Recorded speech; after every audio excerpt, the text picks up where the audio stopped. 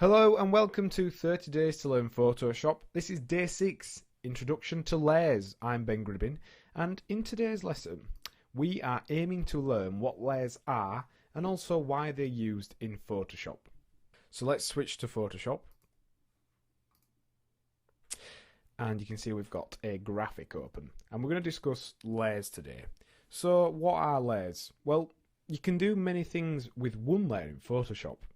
However, the more and more you use Photoshop, you'll notice you start to need to use more layers. And you can think of layers effectively as if your Photoshop document was made up of sheets of paper. Each layer of paper adding its own detail. Also, some of the paper pieces can be cut out, can be different colours, and it builds up an image somewhat like a collage. And as with paper, the bits that are cut out you can actually see through to the sheets that are underneath. So you can literally think of them as sheets of paper that you can cut, paint, draw, shape, however you like. Now, the benefits of working with layers is it helps to organise a large Photoshop image, and also you can put pretty much anything you want to into a layer. It can be a whole photograph, or it could just be a 1 pixel line. So layers are an absolute must in Photoshop, and you are going to use them a lot, extensively. But why do you need to use layers? Why do you need an image to be so structured and organised in such a manner? Well, it means that a complex graphic can still be altered, tweaked and refined without having to change the whole image. We're going to show you what we mean by this now, because if you think of this as a painting, this is being made entirely in Photoshop, but if this was painted onto a canvas, that would be fine, it'd look okay. However, we wouldn't be able to as easily edit certain elements of the house, whereas with our layered up image here, we can change pretty much anything we want to. So we're going to show you that now. Let's say we've done this painting, it's taken us hours and hours and hours, and whoever's purchasing our painting says, oh, I wanted the house that you can see down here over on the right. That would be a problem if you were a painter, but using Photoshop layers, you can simply drag it over here.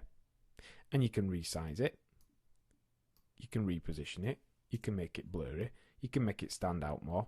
All kinds of crazy cool things you can do with layers. So they are used to literally organise and split up complex images, and also to create these really detailed images. Let's have a look at how this image is actually created then, because it is literally just Photoshop layers. It's very simple Photoshop work is something like this. If we take it back to the very first layer, if we just do a mass invisibility on all of them, you can see we've got a sky layer, and we've actually named this layer, which is good practice. We've then got a light, which is the clouds, and we have some shadows on the clouds, and we've also got some highlights. Now all of these are in their own layers. Layers can be used to change the colour, so we could actually change the clouds to more grey in them. We could completely change the colour of the clouds if we wanted. We can add gradients to them. We can do all kinds of things using layers, so that's why they're so important. Then we went and added a sun. We created a hill using the pen tool. We added a foreground.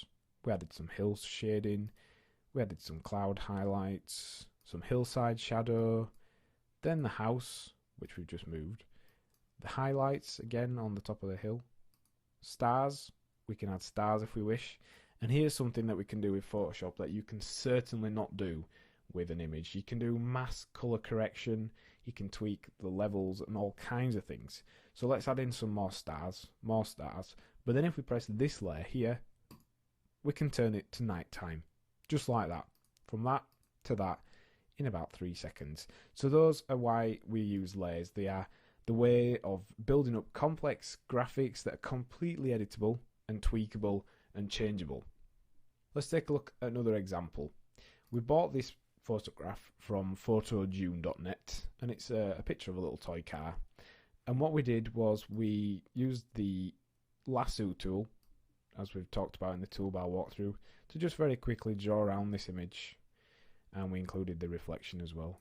Selected that image, and then we were able to do this.